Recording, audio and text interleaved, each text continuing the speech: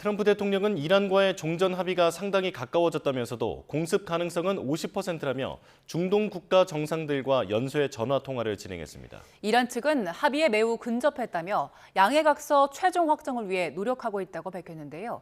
뉴욕 연결해서 자세한 상황 알아봅니다. 이승윤 특파원, 트럼프 대통령이 합의 가능성과 공습 재개 가능성을 반반으로 내다본다고 언급했다고요?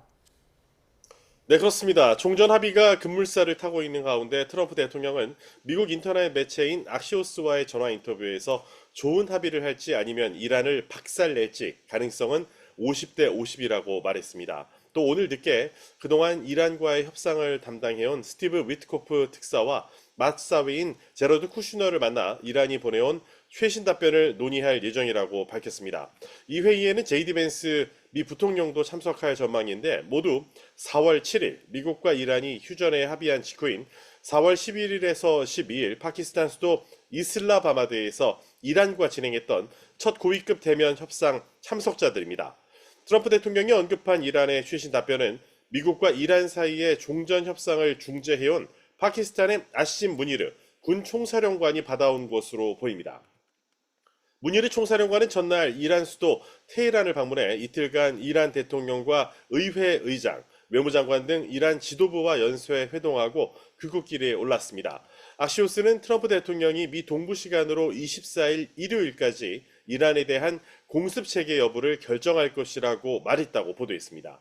로이터 통신 역시 24일 일요일까지 아마 대답이 나올 것으로 예상된다고 협상 사정에 밝은 2명의 파키스탄 소식통을 이용해서 전했습니다.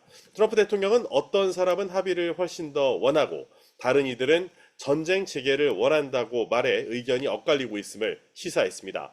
특히 자신이 불리한 합의를 할 것을 베냐민 네타냐후 이스라엘 총리가 우려하고 있다는 주장은 일축했다고 악시오스는 전했습니다.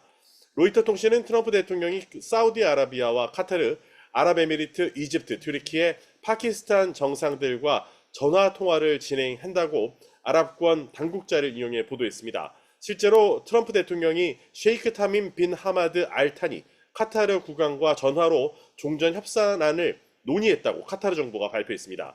앞서 트럼프 대통령은 미국 CBS 방송과의 인터뷰에서 이란과의 합의 가능성에 대해 상당히 가까워지고 있다며 날이 갈수록 좋아지고 있다고 말했다고 언급했습니다. 이어 최종 합의가 이란이 핵무기를 획득하는 걸 막을 것이라고 믿는다면서 그렇지 않다면은 이런 관련 대화를 하지도 않을 것이라고 밝혔는데요.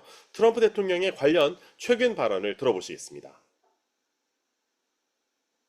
No, 20 years is enough, but the level of guarantee from them is not enough. In other words, it's got to be a real 20 years, not a big one.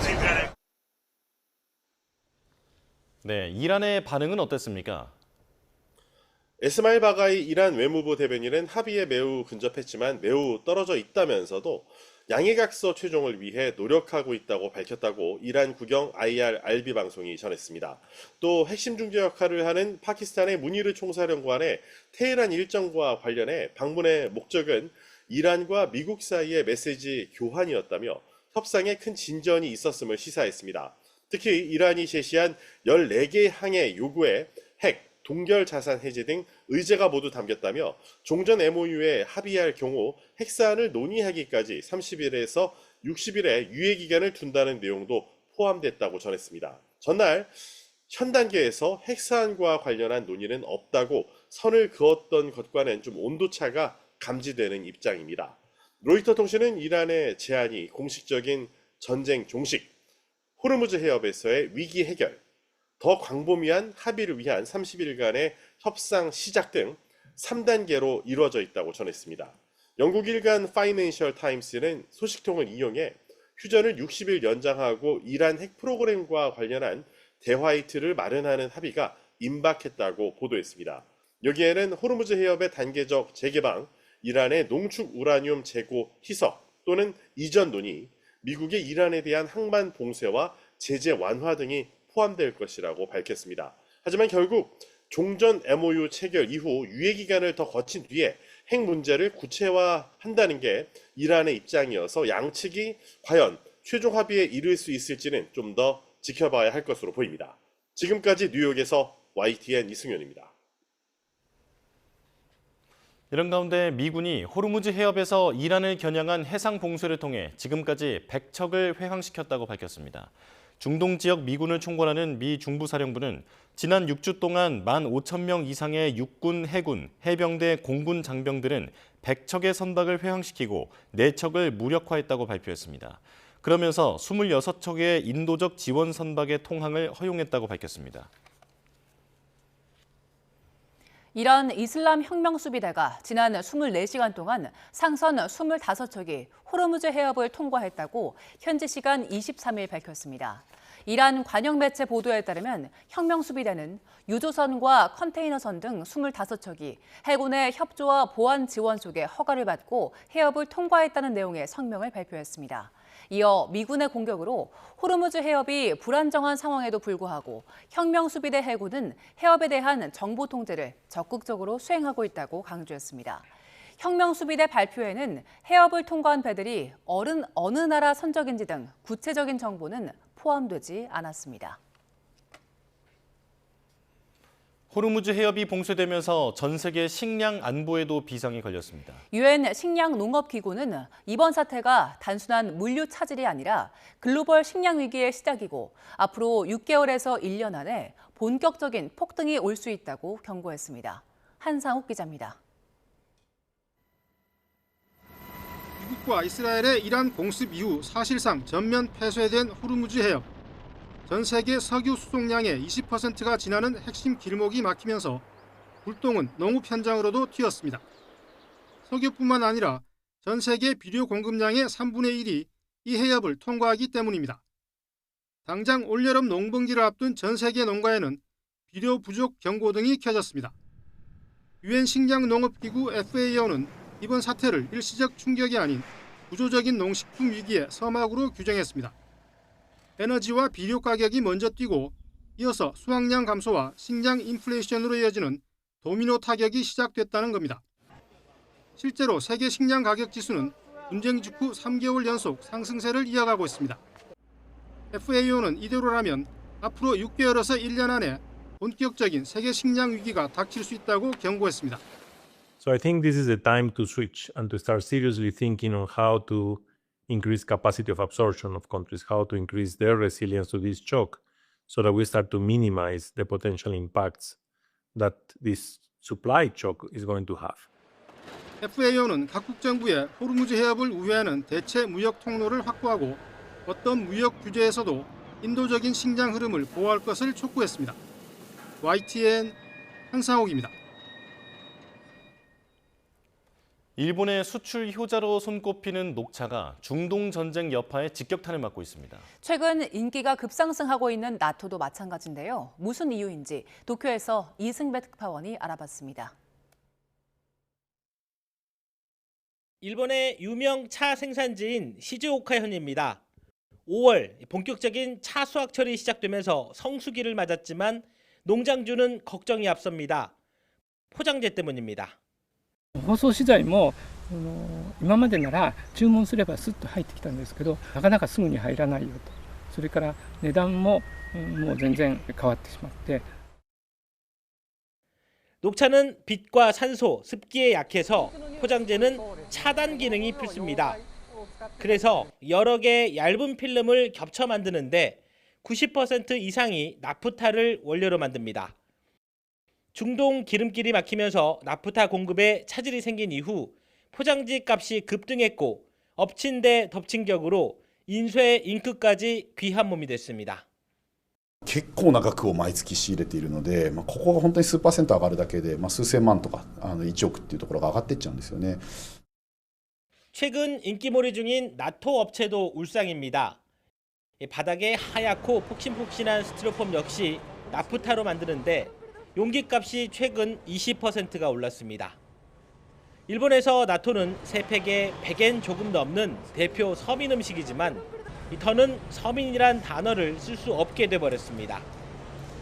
일본은행은 중동 사태로 석유 제품 원자재 가격이 오르면서 제조업은 5포인트, 비제조업은 8포인트가량 경기가 나빠질 거라고 전망했습니다. 산업 현장뿐만 아니라 현지 언론도 나프타 부족 불안이 가라앉지 않는다고 경고를 보냈는데 정부는 계속 괜찮다 요지부동입니다.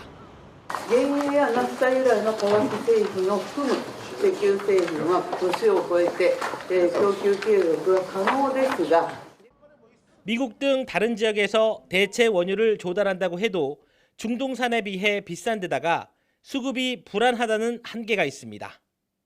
이런 이유 때문에 정부가 아무리 괜찮다고 안심을 시켜도 제품 가격은 오를 수밖에 없고 그 부담은 결국 소비자에게 돌아갈 것이라고 일본 언론은 경고하고 있습니다.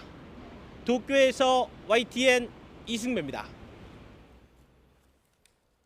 고 노무현 전 대통령의 서거 17주기였던 어제 경남 김해 봉하마을에서는 추도식이 열렸습니다.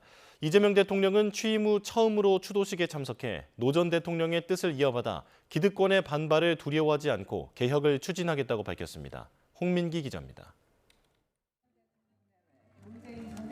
경남 김해 봉하마을에서 열린 노무현 전 대통령 17주기 추도식. 김민석 국무총리를 비롯한 내각과 우원식 국회의장, 문재인 전 대통령 등 여권 주요 인사들이 한자리에 모였습니다. 지난해엔 대선 후보 자격으로 참석했던 이재명 대통령, 올해 추도식에선 직접 추도사를 낭독했습니다. 자신 역시 다시 태어난 수많은 노무현들 가운데 한 명이라며 이제는 대통령으로서 고인의 뜻을 이어가겠다고 밝혔습니다. 대통령님의 못다 이룬 꿈, 국민 주권 정부가 반드시 완수하겠습니다. 특히 기득권의 반발을 두려워하지 않고 반칙과 특권을 걷어내는 개혁을 추진해 나가겠다고 다짐했고 대한민국 균형 발전과 오 전 대통령이 맺은 14 남북 공동선언의 정신 역시 이어받겠다고 강조했습니다. 평화 공존과 공동 성장의 길을 흔들림 없이 걸어가겠습니다. 참여정부가 추진했던 검찰개혁과 균형발전, 남북관계 개선 등 주요 정책 방향을 이재명 정부에서 계승해 발전시키겠다는 의지를 강조한 대목으로 해석됩니다. 이 대통령은 끝으로 때로는 멈춰서고 때로는 걸려 넘어질지라도 결코 뒤로 물러서지 않겠다며 노 전 대통령을 향해 늘 지켜봐달라는 말을 남겼습니다. 우리 모두의 과거이자 미래인 대통령님의 그 꿈이 현실이 될 수 있도록 혼신의 힘을 다하겠습니다. 이 대통령은 이어 김혜경 여사, 문 전 대통령 내외 권양숙 여사 등과 함께 노 전 대통령 무역을 참배하고 헌화했습니다. 청와대는 문 전 대통령이 추도식 전 이 대통령과 한담에서 최근 주가 상승 등을 높이 평가했고 권양숙 여사도 늘 고맙게 생각하고 있다며 격려했다고 밝혔습니다. YTN 홍민기입니다. 이재명 대통령은 어제 추도식을 마친 뒤 경남 김해 외동 전통시장을 예고 없이 찾아 시민들과 만났습니다. 이 대통령은 전통시장을 돌며 만난 중학생들과 함께 사진을 찍고 꽈배기와 어묵 같은 음식을 함께 먹기도 했습니다. 또 복숭아 가격을 물으며 체감 물가를 살피고 떡과 옥수수를 사기도 했다고 청와대는 전했습니다. 안규령 청와대 부대변인은 서면 브리핑을 통해 민생 현장의 목소리를 직접 듣고 경기 침체로 어려움을 겪는 상인들을 격려하기 위한 행보였다고 설명했습니다. 선거 유세로 바쁜 주말 범여권 인사들은 잠시 봉하마을에 모여 노무현 전 대통령을 추모했습니다. 정청래 대표는 내란을 극복한 것도 노 전 대통령 덕이라며 선거 승리를 다짐했는데 봉하에서도 장외 선거전은 이어졌습니다. 양동훈 기자입니다. 육상 지방선거를 11일 앞두고 열린 노무현 전 대통령 서거 17주기 추도식. 범여권 인사들은 잠시 현장 유세를 멈추고 봉하마을로 모였습니다. 원조 친노 정청래 대표 바로 옆엔 조국 대표가 앉았고 한때 노무현 퀴즈로 불렸던 전재수 후보, 마지막 비서관 김경수 후보도 함께했습니다. 정 대표는 내란 당시 시민이 조직된 힘을 발휘한 건 노 전 대통령 덕분이라며 이번 선거 필승을 다짐했습니다. 얼마 남지 않은 지방선거도 반드시 승리해서 봉하마을을 다시 찾아와야 되겠다. 추도식 이후에는 장외 선거전도 벌어졌습니다. 경기 평택을 재보궐선거에서 민주당 적자 자리를 두고 한 차례 충돌한 김용남 조국 후보는 이번엔 차명 대부업체 운영 의혹을 두고 봉하에서 맞붙었습니다. 탈법이나 불법적인 행위는 전혀 없었다는 말씀을 드리겠습니다. 민주개혁 진영 선거 전체에 나쁜 영향을 줄 것이라고 봅니다. 국민의힘은 공식 추모 논평을 내면서도 선거 유세 일정을 이유로 추도식 참석은 하지 않았습니다. 그러면서 민주당은 노무현 정신을 계승하는 게 아닌 이용하는 거라고 꼬집었는데 민주당은 발끈, 생전에 모욕하다가 지금 정쟁의 도구로 쓰는 건 국민의힘이라고 되받았습니다. 추도식이 끝나자 민주당 지도부는 곧바로 선거 체제로 복귀했습니다. 특히 정청래 대표는 호남이지만 안심할 수 없는 곳, 민선 9번 시장 선거에서 4번이나 무소속을 선택한 순천을 찾았습니다. 순천이 발전하려면 예산과 법이 필요한데 그 두 가지를 다 민주당 정부와 민주당이 하는 것입니다. 정 대표는 이번 연휴 내내 전북 정읍 등 호남 지역을 두루 다니며 지지층 결집에 나설 예정입니다. YTN 양동훈입니다. 국민의힘은 충청과 호남을 찾아 싸울 힘을 달라 현 정부를 심판해달라며 보수 결집에 나섰습니다. 대구에선 박근혜 전 대통령이 탄핵 이후 처음으로 선거 유세의 모습을 드러냈습니다. 권남기 기자입니다. 장동혁 대표는 자신의 지역구 충남 보령 서천을 찾아 이재명 대통령과 싸울 힘을 달라며 주말 첫 유세를 시작했습니다. 이 장동혁의 한 손에 칼을 쥐어주시고 또 한 손에 방패를 쥐어주십시오, 여러분. 이번 달에만 벌써 5번째 고향인 충청 방문인데 중원 표심 공략에 더해 환영받을 지역 고르기 쉽지 않다는 점이 반영된 거로 보입니다. 이어진 보수 험지 전주 유세에선 스타벅스 논란을 소환해 커피까지 강요하는 나라다, 모레도 찍어줄 거란 생각에 저런다며 호남이 변해야 한다고 역설했습니다. 전주에서, 전북에서, 호남에서 그 오만함을 꺾어야만 대한민국이 바뀔 것입니다. 당에선 요새 양당 지지율 여론조사가 박빙이라지만 실제는 열세다. 뼈저리게 반성하고 치열하게 쇄신하겠다는 읍소도 이어졌습니다. 대구에선 박근혜 전 대통령이 탄핵 이후 처음으로 선거 유세의 모습을 드러냈습니다. 한때 선거의 여왕으로 불렸던 박 전 대통령, 마치 여기가 보수의 심장이라는 걸 재확인하듯 시장 상인들의 열렬한 지지를 받으며 추경호 후보에게 잔뜩 힘을 실어줬습니다. 추경호 후보도 같이 오셔서 이제 이렇게 다 어려운 경제 상황을 다 잘 알고 계시니까 좋은 그 정책을 마련하실 거로. 김부겸 후보도 만날 것이냐는 질문엔 말을 아꼈는데 선거를 아흘에 앞둔 오는 25일엔 충북 옥천을 찾아 모침 유경수 여사의 생가를 방문할 예정입니다. 보수 결집으로 막판 뒤집기를 노리는 국민의힘이 당 안팎으로 총력전에 나선 모습인데 오는 6월 3일 몇 곳에서나 반전이 가능할지 관심이 쏠립니다. YTN 권남기입니다. 더불어민주당 정원호 서울시장 후보는 GTX 철근 누락 사태와 관련해 국민의힘 오세훈 후보가 대권만 바라보고 있기 때문에 직원들도 안전을 등한시하는 거라고 주장했습니다. 정 후보는 어제 오전 도봉산 유세 현장에서 당장 부실 시공 현장에 가서 살펴보는 게 현직 시장의 책임인데도 토론하자고만 한다며 오 후보는 안전을 말할 자격이 없다고 지적했습니다. 이어 과거 삼풍백화점 참사도 철근을 반만 넣어서 시공한 게 중요한 붕괴 이유 중 하나였다며 얼마나 안전에 관심이 없으면 직원들이 이런 일을 시장에게 보고도 안 하느냐고 꼬집었습니다. 국민의힘 오세훈 서울시장 후보는 더불어민주당 정원호 후보에 대해 재개발 기초도 모르는 무능한 후보라고 직격했습니다.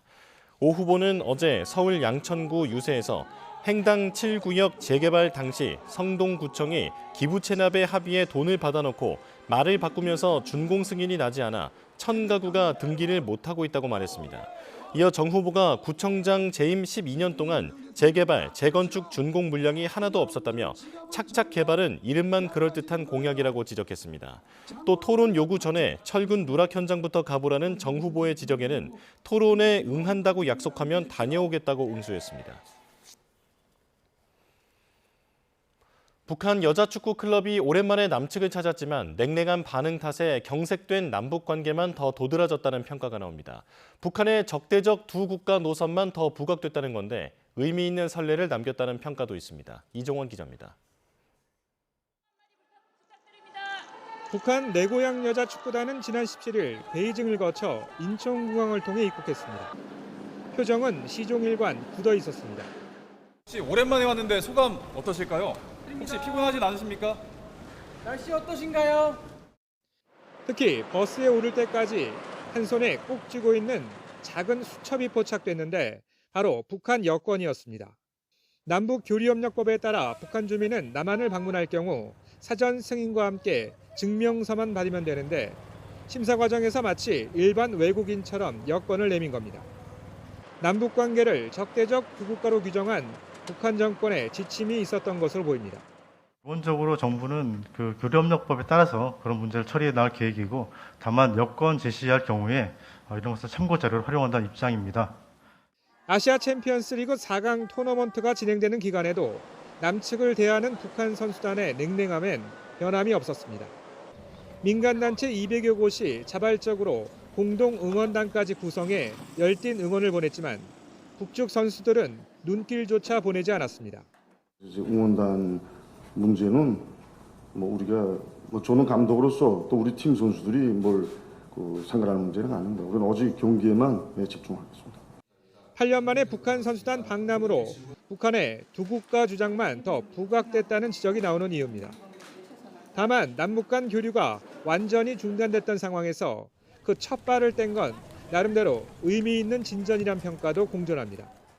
국제 스포츠 경기 틀 내에서 남북한이 소통하고 간접 접촉한 경험은 나름대로 의미 있는 선례로 기억될 것이며 또 적대감을 완화하는 데도 어느 정도 기여했다고 평가해야 될 것 같습니다. 정동영 통일부 장관도 정치적 고려를 배제한다는 차원에서 내고향팀 관련 경기를 관람하지 않았지만 완전히 단절됐던 남북관계 속에 좋은 선례가 될 것이라고 의미를 부여했습니다. YTN 이정원입니다. 이재명 대통령은 아시아축구연맹 여자 챔피언스리그에서 우승을 차지한 북한 내고향 여자축구단에 축하를 보냈습니다. 이 대통령은 어제 SNS에 수준 높은 경기가 아시아 여자축구의 역량을 전 세계에 분명히 보여줬다며 이같이 밝혔습니다. 또 이번 대회가 승패를 넘어 아시아 스포츠의 도약을 이끌고 평화와 화합이라는 스포츠 가치를 되새기는 계기가 됐길 바란다고 적었습니다. 이어 공은 둥글고 우리는 또 만나게 될 거라며 선수 여러분의 다음 도전을 응원하겠다고 덧붙였습니다. 종합특검이 관저 이전 의혹에 연루된 윤석열 정부 대통령실 관계자들을 구속하며 첫 신병 확보에 성공했습니다. 수사에 탄력이 붙을 것으로 보이는데 특검은 의혹의 정점으로 지목되는 김건희 씨 소환에도 속도를 낼 것으로 보입니다. 신규혜 기자입니다. 출범 석 달 만에 종합특검이 처음으로 피의자들의 신병을 확보했습니다. 관저 이전 의혹에 연루된 윤석열 정부 대통령 비서실 고위급들이 구속되면서 해당 의혹 수사에 일단 탄력이 붙었습니다. 특검이 가장 먼저 하려는 일은 구속된 김대기 전 비서실장과 윤재순 전 총무비서관 소환 조사입니다.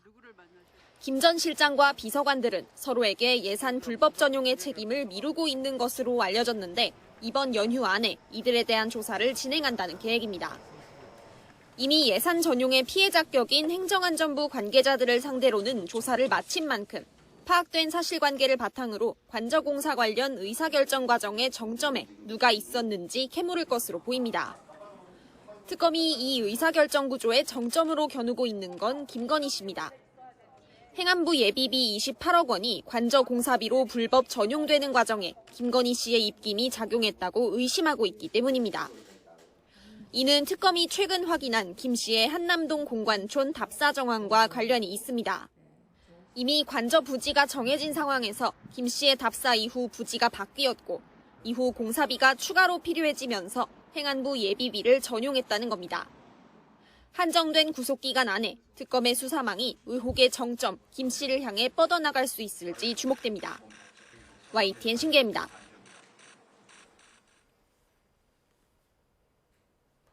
법원이 최상병 순직 사고에 대해 당시 군 지휘부의 책임을 인정하면서 최상병 사건은 이제 2라운드에 돌입했습니다. 이른바 VIP 경로설로 불리는 수사 외압과 구명 로비까지 의혹 전체가 규명될 수 있을지 주목됩니다. 안동준 기자의 보도입니다. 지난 8일 법원은 임성근 전 해병대 1사단장의 최상병 순직 사고 책임을 인정하며 징역 3년을 선고했습니다. 이로써 최상병 특검은 최상병 사건의 시작이었던 순직 사고에 대한 책임을 규명하는 성과를 거두게 됐습니다. 이제 시선은 수사 외압 의혹, 이른바 VIP 경로 사건으로 향하고 있습니다. 윤석열 전 대통령이 해병대 수사단의 초동 수사 결론을 보고받고 경로해 수사 외압으로 이어졌다는 최상병 특검의 대표적 본류 사건입니다. 이 사건은 재판이 한창 진행 중인데 윤 전 대통령 측은 수사 결과를 보고한 임기훈 전 국방비서관이 질문에 답하지 못하자 질책한 것뿐이라는 취지로 혐의를 부인하고 있습니다. 윤 전 대통령 경로의 원인이자 수사 외압의 배경으로 지목된 구명로비 의혹은 빠진 구멍 가운데 하나입니다. 임 전 사단장이 김건희 씨 측근으로 지목된 이종욱 전 블랙펄 인베스트 대표와 종교계 등을 통해 자신의 구명을 시도했다는 의혹입니다. 최상병 특검은 이 사건에 대해 결론을 내리지 못하고 수사를 마무리했는데 지금은 종합특검이 사건을 이어받아 수사를 진행하고 있습니다. 결국 종합특검의 수사 결과가 최상병 사건에 대한 의혹 전체를 규명하는 마지막 퍼즐이 될 전망입니다. YTN 안동준입니다. 삼성전자 임금협약 잠정 합의안에 대한 조합원 찬반 투표의 이틀째 투표율이 80%를 넘어섰습니다. 막대한 성과급 격차에 반발하는 DX 부문 직원들은 합의안 투표 절차에 제동을 걸고 나섰는데 노노 갈등 역시 격화하고 있습니다. 차유정 기자의 보도입니다. 삼성전자 임금협상 잠정 합의안에 대한 노조 찬반 투표 이틀째 투표율이 80%를 넘어섰습니다. 투표권이 주어지는 조합원들은 초기업 노조 5만 7천여 명과 전국 삼성전자 노조 8천여 명 등 6만 5천여 명. 오는 27일 오전 10시까지 진행되는 투표는 과반이 참여하고 과반이 찬성하면 가결되는데 수억 원대 특별 성과금을 받게 되는 반도체 부문 조합원들이 상당수라 가결 전망이 높습니다. 다만 조합 내부 반발 기류는 거세지고 있습니다. 같은 반도체 부문 안에서도 비메모리 사업부는 특별 성과급이 메모리 사업부의 3분의 1 수준에 그치고 있어 불만이 적지 않습니다. 무엇보다 반도체 부문 성과급 격차가 최대 100배에 달하는 가전 모바일 DX 부문 직원들의 부결운동 움직임은 더욱 거세지고 있습니다. 정확하게 100배 차이가 납니다. 그러면 우리는 뭐냐? 이제 이런 회사 내에서 절대적인 빈곤도 아프지만 상대적인 박탈감도 그거 경제학적으로 굉장히 그 분배의 문제를 심각하게 야기할 수 있는 것이거든요. DX 부문 직원들이 부결 움직임 일환으로 DX가 주축인 동행노조에 대거 가입한 가운데 반도체 중심의 초기업 노조는 공동교섭단을 탈퇴한 동행노조는 투표권이 없다고 못 박은 상황. 이에 동행노조는 투표 중지 가처분 신청을 위한 법률 대리인 선임에 나서며 잠정합의안 투표 절차에 제동을 걸고 나섰습니다. 투표권 배제 논란과 사업부별 보상 격차에 대한 불만이 거세지며 노노 갈등이 커지는 가운데 최승호 초기업 노조 위원장은 투표 결과와 관계없이 다음 달 재신임 투표를 진행하겠다고 밝혔습니다. YTN 차유정입니다. 삼성전자 노사의 성과급 합의를 계기로 영업이익과 연동한 성과급 재개가 산업계 전반에 새로운 쟁점으로 떠오르고 있습니다. 노조는 기업 성과를 함께 나누자는 입장이지만 재계와 주주 측에서는 투자 위축과 경영 부담을 우려하는 목소리도 커지고 있습니다. 오동건 기자입니다.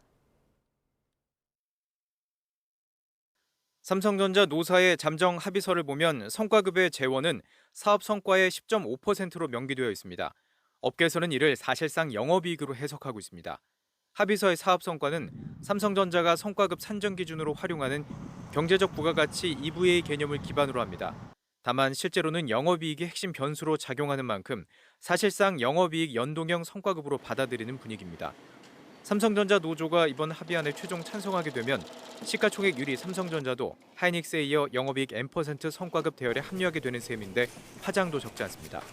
당장 주주단체가 반발하고 있습니다. 영업이익의 일정 비율을 제도적으로 나눠 갖는다는 것은 투자자도 할 수 없는 일이다. 투자자도 세금을 떼고 단기 순이익에서 배당을 받는다. 주주조차 세금을 제외한 순이익을 기준으로 배당을 받는데 노조가 세정 개념인 영업이익에서 일정 비율을 우선 가져가는 건 주주 권리를 침해하는 것이라는 주장입니다.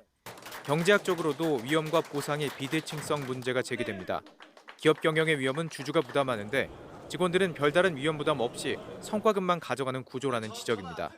선진국에서는 이 성과급을 배분하는 기준으로 영업이익이 아니라 경제적 부가가치, 즉 자본, 주주에게 갈 적정한 비용을 제한 경제적 부가가치를 기준으로 삼고 있거든요. 그래서 지금 영업이익을 기준으로 삼는 것은 상당히 좀 경제학 원칙에서 봤을 때는 어긋나는 것이다.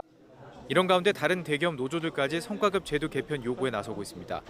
현대차 노조는 올해 임협 요구안에 지난해 순이익의 30%를 성과급으로 지급하는 방안을 담았고 HD 현대중공업 노조도 영업이익의 최소 30%를 성과로 배분해야 한다고 요구했습니다.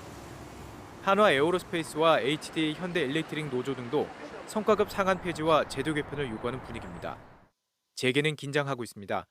한국경영자총협회는 이번 삼성전자 합의는 특수한 상황이 반영된 결과라며 산업 전반으로 일반화해선 안 된다고 밝혔습니다. 삼성전자처럼 지급 여력이 있는 기업은 파업 리스크를 줄이기 위해서 합의할 수 있지만 다른 업종까지 연쇄적으로 확산할 경우 투자나 고용 여력이 위축될 가능성이 있습니다. 특히 영업이익 규모가 큰 업종과 그렇지 않은 업종 간 성과급 격차가 더 벌어져 산업 전반의 임금 양극화를 키울 수 있다는 우려도 나옵니다. 반도체 업계에서 시작된 영업이익 연동형 성과급 논쟁이 산업계 전반의 핵심 화두로 커지는 분위기입니다. YTN 오동건입니다. 스타벅스 탱크데이 이벤트가 5.18 영령과 유족을 모욕했다며 시민단체 등이 정용진 신세계그룹 회장 등을 고발한 가운데 경찰 수사에도 속도가 붙고 있습니다. 서울경찰청 공공범죄수사대는 지난 22일까지 고발인 조사를 마치고 고발장 내용과 진술 내용을 토대로 정 회장 등이 범죄 혐의점이 있는지 살펴보고 있는 걸로 알려졌습니다. 정 회장 등이 탱크데이 이벤트를 사전에 알았는지, 5.18 희생자나 유족을 모욕하려는 의도가 있었는지가 수사의 쟁점이 될 걸로 보입니다. 수사 진행 상황에 따라 정 회장과 스타벅스 코리아를 대상으로 경찰의 강제 수사가 이루어질 가능성도 제기됩니다. 스타벅스 코리아가 광주 5.18 민주화 운동 기념일에 진행한 탱크데이 이벤트 여파가 계속해서 이어지고 있습니다. 선불카드의 60% 이상을 써야 환불이 가능하다는 기준이 논란이 되고 있는데 YTN 취재 결과 정작 카드 도입 초기엔 약관에 잔액 기준 자체가 없었던 걸로 확인됐습니다. 최기성 기자입니다. 스타벅스 코리아가 전국 매장에 붙여둔 2차 사과문입니다. 다시 한번 깊은 사죄의 말씀을 드린다면서 이번 사건은 매장 파트너들과는 무관하다며 비난을 자제해 주길 부탁한다고 썼습니다. 한 직장인 익명 커뮤니티에서 자신을 스타벅스 매장 관리자라고 소개한 게시자는 사고는 지원센터에서 쳐놓고 매장에서 일하는 우리가 사상검증당하고 폭언을 듣고 있다며 고충을 토로했습니다. 하지만 불매 움직임이 계속 이어지고 있는 가운데 이번엔 스타벅스 선불카드 환불 규정이 논란이 되고 있습니다. 마지막 충전 시점 기준 잔액의 60% 이상을 써야만 환불받을 수 있는데 소비자에게 지나치게 불리한 것 아니냐는 겁니다. 일각에선 소송을 예고하는 목소리도 나오고 있습니다. 소비자들이 충전 잔액이 남아있는 사람들이 많은 액수의 그런 돈이 있는 그런 상황이 아니다 보니까 개개인 혼자서 소송을 하기는 쉽지 않을 것이고 여러 명이서 함께 모여서 공동 소송을 하는 형태로 진행이 될 가능성이 높다는 생각이 듭니다. 스타벅스는 공정위 약관을 참고했다고 밝혔는데 YTN 취재 결과 2012년 7월 최초로 선불형 충전카드를 도입했을 땐 잔액 기준이 아예 없었던 것으로 확인됐습니다. 개정 전인 2014년 5월까지 유지됐던 자체 약관에는 환불 접수를 하면 고객이 지정한 계좌로 2주 이내에 환급한다는 내용만 있었습니다. 스타벅스 측은 당시에도 카드 뒷면에 60% 기준을 명시해 운영했다고 해명했지만 약관에는 적혀있지 않았던 겁니다. 또 환불 규정 변경 가능성에 대해선 논의 여부를 포함해 어떤 것도 답변하기가 조심스럽다고 답했습니다. YTN 최기성입니다. 스타벅스 코리아의 5.18 탱크데이 이벤트로 인한 비판이 이어지는 가운데 이재명 대통령이 이번엔 스타벅스가 과거 세월호 참사일 추모일에 벌인 사이렌 이벤트를 질타했습니다. 이 대통령은 어제 SNS에 인두겁을 쓰고서는 도저히 할 수 있는 일이 아니고 제발 사실이 아니길 바란다고 적었습니다. 이어 유가족이 고통에 몸부림치고 국민이 슬픔에 빠져 있을 때 조롱 코드를 감춘 암호 같은 행사로 국민을 우롱하며 나름대로 즐기지 않았겠냐고 덧붙였습니다. 또 사건을 연결해보면 이번 탱크데이 행사로 광주 민주화운동과 박종철 열사를 조롱하고 모욕한 것이 우발적 사건이라고 보기 어렵다고 비판했습니다. 저작권 분쟁 중에 숨진 검정 고무신의 이유영 작가 기억하실 겁니다. 7년에 걸친 피말리는 소송 끝에 유가족이 저작권 소유를 인정받았지만 업계의 잘못된 관행을 바로잡기까지는 갈 길이 멀다는 지적이 나옵니다. 검정 고무신 사태의 과정과 또 앞으로의 과제를 박순표 기자가 정리했습니다. 내 이름은 기영이에요. 우리 가족은 90년대 인기 만화 검정 고무신입니다. 기영과 기철, 두 형제의 가족 이야기를 코믹하게 그려내 많은 사랑을 받았습니다. 문제는 당시 관행과 선의에 따라 작가가 저작권 전체를 출판사에 넘기면서 시작됐습니다. 급기야 캐릭터 무단 사용이라며 출판사가 작가를 상대로 소송하는 일까지 벌어졌고 끝내 이우영 작가는 목숨을 끊었습니다. 불합리하고 불공정한 계약은 절대 일어나면 안 된다고 생각하고, 네, 출판사가 작가가 같이 살아가야지. 정부는 특별조사에 착수했고 창작자들의 제도 개선 요구도 빗발쳤습니다. 권리를 작가에게 귀속시킴으로써 작가는 자기 작품의 본질을 지킬 수 있고 편안하게 안심하고 자유롭게 창작을 뻗어나갈 수 있어야 되거든요. 그러나 법정 공방은 7년이나 이어졌습니다. 1심은 유족이 출판사의 저작권 침해를 배상하라고 판결이 났지만 2심 재판부는 다행히 유족의 손을 들어줬습니다. 대법원도 결국 지난 1월 2심 판결을 확정했습니다. 2심에서 계약 해지 판결이 나왔고 출판사가 계약 관련해가지고 위반한 부분에 대해서 4천만 원 상당의 배상에 대한 책임을 지게 되었고 대법원에서 그 부분을 확정 판결을 한 상황입니다. 지루한 싸움이 계속되는 사이 성과도 없지 않았습니다. 문화예술계 전반의 표준계약서가 새로 만들어지거나 개선됐습니다. 특히 만화 분야에서는 수익 정상과 작가의 휴식 권한, 불공정 계약에 대한 대응 방안이 담긴 계약서와 함께 해설지까지 마련됐습니다. 창작자들을 대상으로 검정고무신 법률센터도 3년째 운영되고 있습니다. 계약서에 독소 조항이 없는지 그런 것들을 검토해서 의견을 드리는 역할을 제일 많이 하고 있고요. 지역에 있는 창작자님들한테도 도움을 드려야 되기 때문에 지역에 계시는 변호사님들을 지원단으로 위촉해서 창작자들하고 상담하고 교육하고 그런 것들을 연결해 드리는 역할도 하고 있습니다. 하지만 갈 길이 멉니다. 표준계약서가 의무가 아닌 권고사항에 불과합니다. 크게는 저작권 문제를 포함해 만화 산업의 유통 전반을 정비하는 관련 법률 제정도 시급합니다.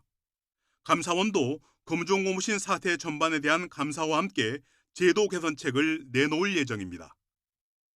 결국 검정고무신 법정 공방은 일단락됐지만 창작자의 권리 보호가 콘텐츠 산업 전체에도 도움이 된다는 인식 전환과 이를 위한 창작자와 사업자 사이의 신뢰 회복이라는 큰 숙제가 남게 됐습니다. YTN 박순표입니다.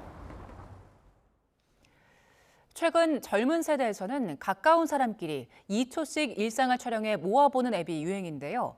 메신저와 SNS 등 실시간으로 하루를 공유할 창구가 많은 요즘 새로운 소통 방식이 뜬 이유가 뭔지 송재인 기자가 알아봤습니다. 어김없이 일터로 향하는 아침. 저마다의 풍경 속에서 몰두하다 보면 반가운 점심시간이 찾아옵니다. 가벼운 산책 뒤 다시 마주한 업무. 끝마친 뒤 발걸음은 한결 가볍습니다. 떠들썩하게 또는 잔잔하게 흐르는 각자의 저녁.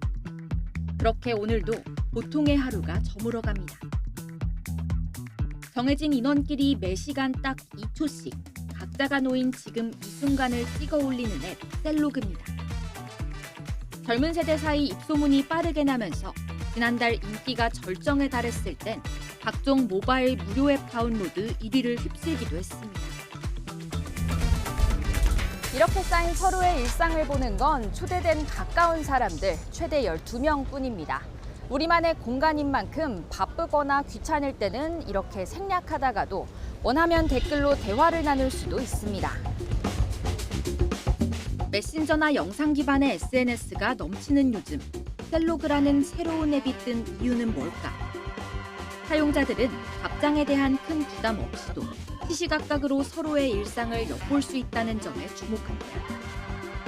카톡은 뭐 보내더라도 그 사람들의 약간 어떻게 반응할지 이런 것도 좀 생각하고 올리는데 셀로그는 그냥 자유롭게 올리는 것 같아요. 내 삶을 그냥. 기존 SNS에서 느끼는 피로감도 한몫했습니다. 지인 수백 명, 나아가 나를 모르는 사람도 볼 수 있는 인스타그램 같은 SNS에는 왠지 거창한 일상을 올려야 한다는 압박감을 느끼는 이들이 적지 않습니다. 근데 매 시간마다 하는 거니까 너무 사소해서 이거를 인스타 스토리나 그런 게 올리기에는 조금 안 맞다고 생각을 해가지고 잘 연결되는 느낌인데 스토리는 얘가 뭘 했구나 이렇게만 느껴져가지고. 셀로그를 개발한 의도도 다르지 않았습니다. 개발자 측은 YTN과의 인터뷰에서 사람들이 정말 원하는 서비스는 대화용 메신저와 전시용 SNS 사이에 있다고 생각했다고 전했습니다. 별도 편집이나 꾸미기 기능 없이 직관적인 방식으로 일상의 장면을 나눌 때 자연스럽게 관계가 더 돈독해질 거라 믿었다고 말했습니다. 연결되고 싶기는 한데 너무 가깝게 부담스러운 건 좀 싫고 성과 없는 기록이라는 점이 되게 인상적이었거든요. 좋아요 수나 조회수, 노출 경쟁 이런 게 없잖아요. 2020년 개발된 비리얼 역시 꾸미지 않은 일상을 나누는 앱으로 세계적인 인기를 끌었다가 시간이 갈수록 화제성이 다소 옅어졌습니다. 셀로그 역시 같은 길을 걸을 수 있지만 이 시대 사람들이 원하는 소통 방식을 보여줬다는 점에서 작지 않은 발자취를 남길 걸로 보입니다. YTN 송진입니다. 인공지능 AI 기술이 산업 현장에 빠르게 확산하면서 일자리와 노동 환경의 급격한 변화가 불가피해졌습니다. 도입과 활용, 또 법적인 문제까지 노동자와 사용자, 정부의 입장이 서로 다른데요. 앞으로 1년 동안 위원회를 꾸려 논의해 나가기로 했습니다. 염희연 기자입니다. 사람처럼 걷고 뛰고 무거운 물건도 척척 옮기는 휴머노이드 로봇 아틀라스가 공개되면서 사람들의 일자리 걱정이 현실화했습니다. 지금 상태만 보면 우리나라 산업 현장의 인공지능 도입률은 낮은 수준입니다. 금융업은 13%, 제조업은 3% 정도인데 미국과 영국 등 OECD 7개국에선 각각 42%와 29%로 우리에 비해 현저히 높습니다.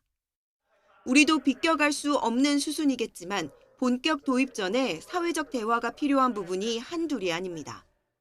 AI 기술 도입에 따른 고용 불안의 문제, AI가 노동의 감시나 통제 수단으로서 활용될 수 있을 경우에 생길 수 있는 노동법적인 새로운 규제 문제. 노동자와 사용자, 정부가 머리를 맞대고 논의를 시작했지만 당장 AI 활용 범위를 합의하는 일부터가 난관입니다. AI의 기술적 완성도가 아무리 높아진다고 해도 윤리적 책임 등에 대한 사회적 합의가 선행되지 않으면 건건이 부딪히게 될 게 불보듯 뻔하기 때문입니다. 기계에게 일자리를 다 빼앗길 순 없으니 사람은 어떤 일을 하게 되고 이를 위한 교육은 어떻게 진행할지 장기적인 계획도 필요합니다. 기존의 숙련이 진보화되기 때문에 새로운 숙련을 만들어야 된다. 정답에 가깝습니다. 그런데 늘 숨어있는 문제는 누구의 비용으로 할 것이냐, 누구에 의해서 숙련이 주도돼야 될 것이냐라는 부분인 거고. 노동법 체계도 손을 봐야 합니다. 지금은 사용자가 하나의 기업이지만 예를 들어 AI가 의사결정을 할 경우 프로그램 제작업체도 사용자가 될 수 있는 겁니다. AI 활용으로 얻게 된 이윤을 재배분하는 등의 상생 방안도 주요 관심사 가운데 하나지만 위원회는 이 부분은 지금 논의하긴 이르다고 한 발 뒤로 물러섰습니다.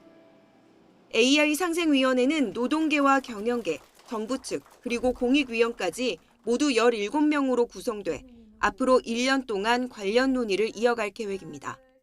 YTN 염혜원입니다. 지구온난화로 꿀벌들이 사라진다는 경고는 이미 우려스러운 현실인데요.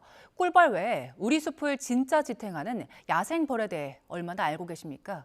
세계 벌의 날을 맞아 야생벌을 지키기 위한 특별한 탐사가 이루어졌습니다. 정혜연 기자가 동행 취재했습니다. 비가 내리는 경기도 포천 국립수목원. 풀숲 사이로 스마트폰을 든 시민들이 분주히 움직입니다. 나무 한켠에 작은 집을 지은 야생 벌을 발견하자 조심스레 카메라에 담습니다. 우와, 벌써 이게 머리예요? 번데기 되려고 실 내고 있고요. 여기가 애벌레. 곤충을 잡아 채집하는 방식 대신 사진을 찍어 위치와 종류를 실시간으로 기록하는 비블리츠 현장입니다.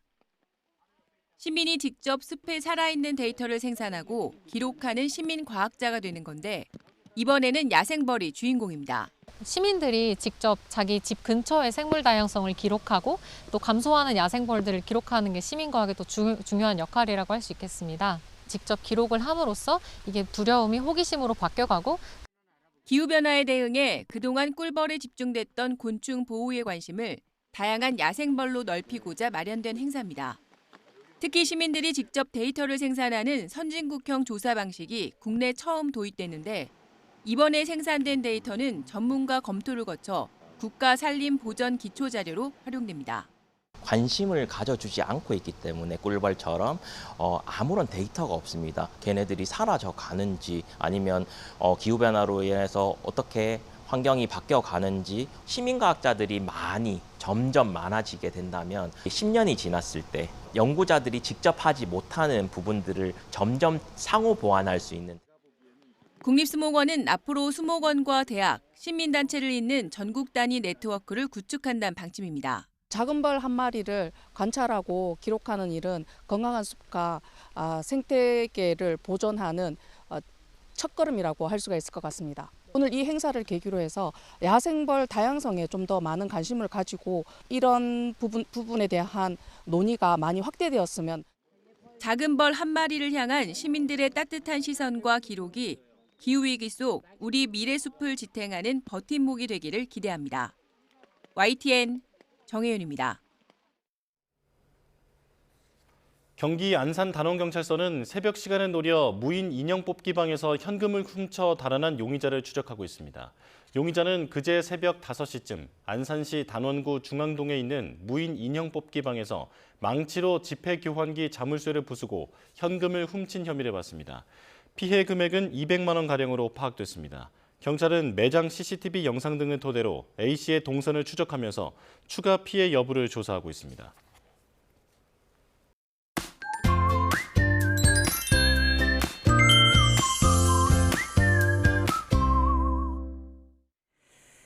부처님 오신 날인 오늘은 낮 동안 반소매 옷차림이 어울리겠습니다. 오늘 서울의 낮 기온은 29도까지 올라 덥겠고요. 대체 공휴일인 내일은 30도까지 오릅니다. 일교차는 크게 벌어지니까요. 겉옷 꼭 챙기시길 바랍니다. 오늘 전국이 맑겠지만 제주도는 흐린 가운데 아침까지 빗방울이 떨어지겠고 낮 동안 자외선도 강하겠습니다. 자외선 차단제 꼼꼼히 발라주시길 바랍니다. 현재 기온 살펴보면 서울이 14.8도, 대전 14.6도, 대구가 13.3도고요. 낮 기온은 어제보다 4도에서 7도가량 높아집니다. 서울이 29도, 청주 28도, 대구도 27도까지 오를 것으로 보입니다. 내일 밤 남부와 제주를 시작으로 화요일에는 전국적으로 비 예보가 들어있습니다. 날씨였습니다. 이상으로 뉴스타트 2부 마칩니다. 시청해주신 여러분 고맙습니다.